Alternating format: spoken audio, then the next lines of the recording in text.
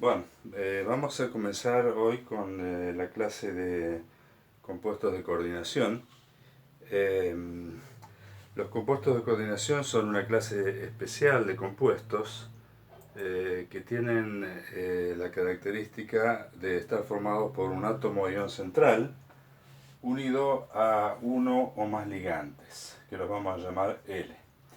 La particularidad que tienen estos compuestos es que el átomo o ion central y los ligantes deben ser capaces de existir en condiciones químicamente significativas. Esto es, a temperatura ambiente, presión atmosférica, por ejemplo en solución acuosa, etc. Para que quede más claro este concepto, bueno, allí abajo hay escritos ejemplos. Por ejemplo, este compuesto formado entre aluminio y el flúor, que es un compuesto de coordinación y que vamos a ver luego que se llama hexafluoroaluminio 3, lo vamos a diferenciar claramente de este compuesto, ¿sí? Que es el hexafluoruro de azufre, en donde en este caso, que no es un compuesto de coordinación, tanto el azufre como el flúor, si yo rompiera la molécula, son átomos que no son capaces de vivir en condiciones químicamente significativas porque rápidamente reaccionarían con el entorno o entre ellos para formar moléculas de flúor 2 y azufre 8. Sin embargo, este compuesto, este complejo disuelto, cada uno de ellos por separado, por ejemplo el ion fluoruro puede existir por sí mismo, disolviendo fluoruro de sodio, por ejemplo, o fluoruro de litio, y el aluminio como nitrato de aluminio, etc. Esa sería la primera diferencia que hay entonces entre un compuesto de coordinación y un compuesto común. Una cosa que se debe aclarar es que una de las cosas más importantes que vamos a ver a medida que vayamos viendo la clase es que debemos diferenciar cuál es el estado de oxidación del átomo ion central. Vamos a tomar estos ejemplos que están aquí en la pantalla para hacerlo rápidamente. En este caso, sabemos que el fluoruro tiene carga -1, por lo tanto, se deduce que el aluminio tiene que estar como un aluminio +3, que unido a 6 fluoruros, eso me va a dar el complejo este que estamos tomando como ejemplo y que va a tener carga -3 debido a las 6 cargas negativas menos las 3 positivas. ¿Sí? En el caso del compuesto del complejo tetracloro cobalto 2, tetracloro cobalto 2, bueno, ya estoy diciendo cuál es el estado de oxidación del cobalto, lo podemos escribir como cobalto +2 más 4 cloruros, ¿sí? Y esto da el complejo cobalto cloro 4 2 menos, ¿sí? En cada uno de estos casos tenemos ligantes que son iónicos, pero puede pasar, como por ejemplo el último ejemplo que está allí, que es el cromo con el amoníaco, que es una molécula neutra.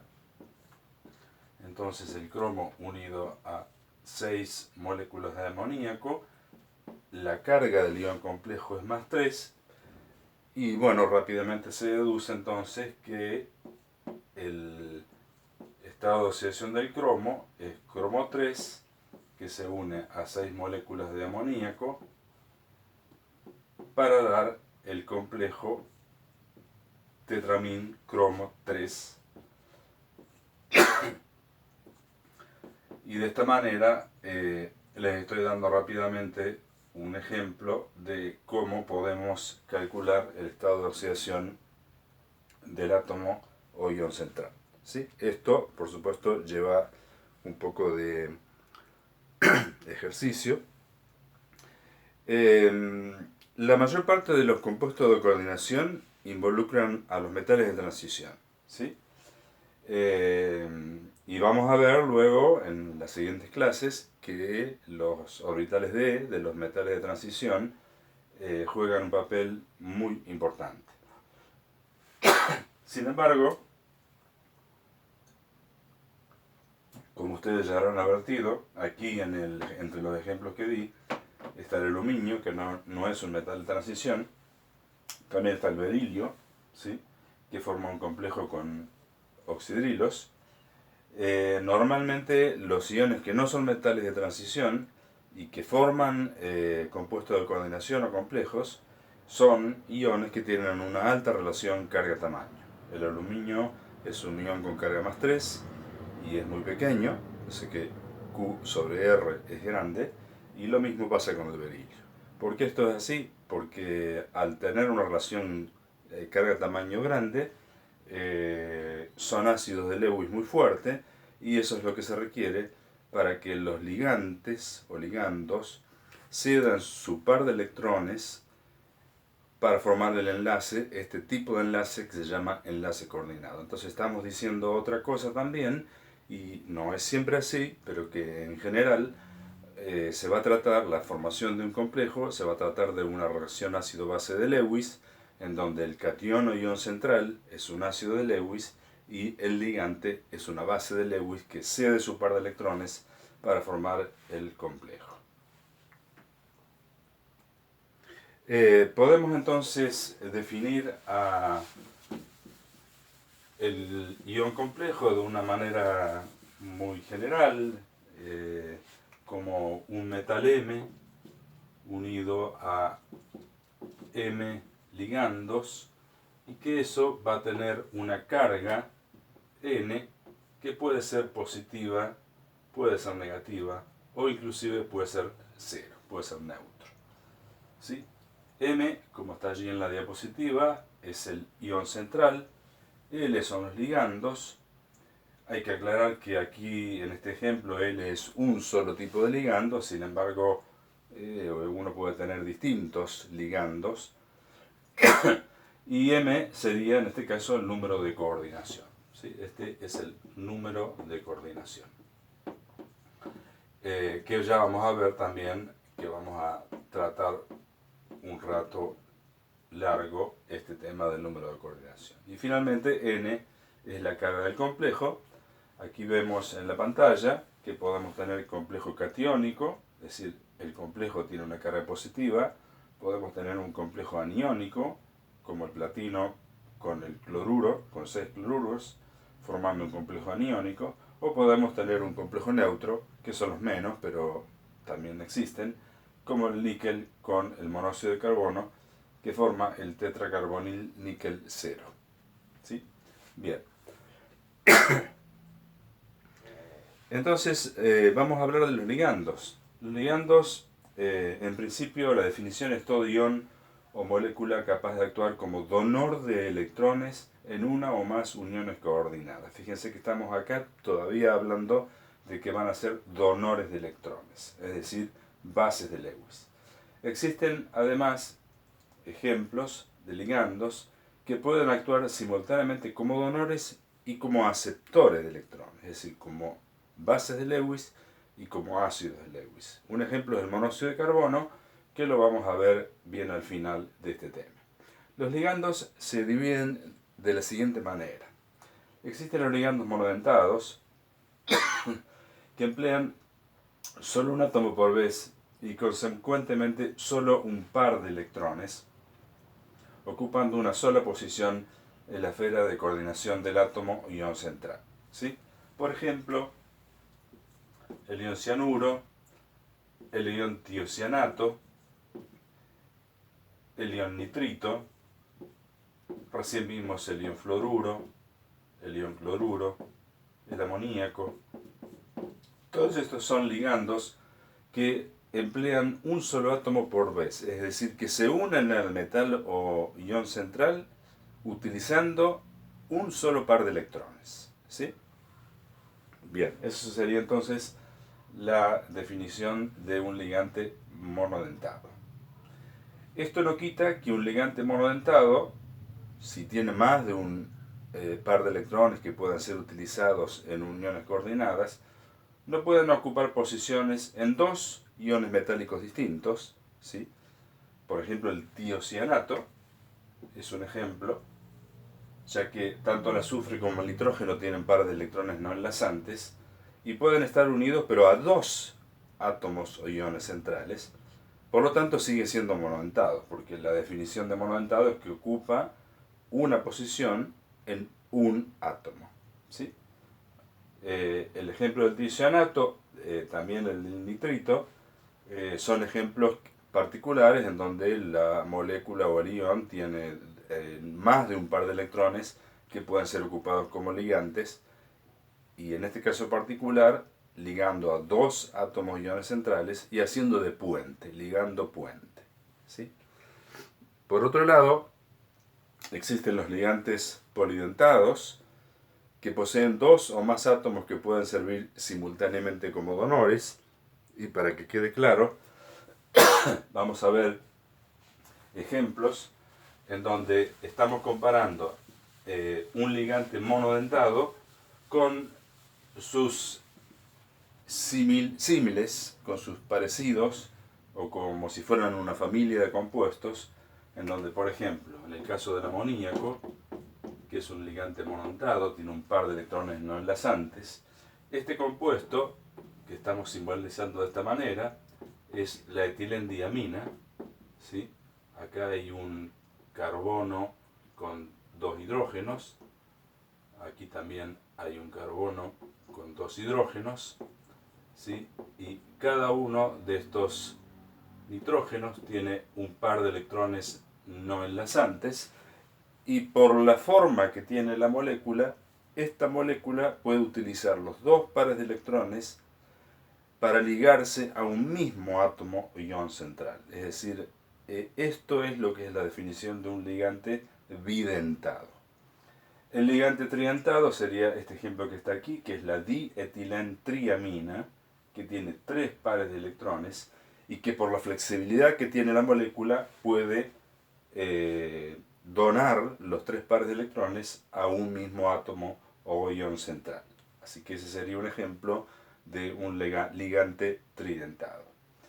Los equivalentes con anillos aromáticos con heterociclos serían la piridina, en donde el nitrógeno aquí tiene un par de electrones, el bipiridilo, que tiene dos nitrógenos en cada uno de los dos anillos, con un par de electrones en cada nitrógeno, y el tripiridilo. Cada uno de estos son monodentado, bidentado y tridentado, ¿sí? Bueno, y finalmente un ejemplo muy clásico, muy común, que es el ETA. El ETA, la sigla significa ácido etilendiamin tetraacético. Es un ligando hexadentado, es un ligando muy común, muy particular, que se lo utiliza habitualmente para hacer análisis de calcio, concentración de calcio.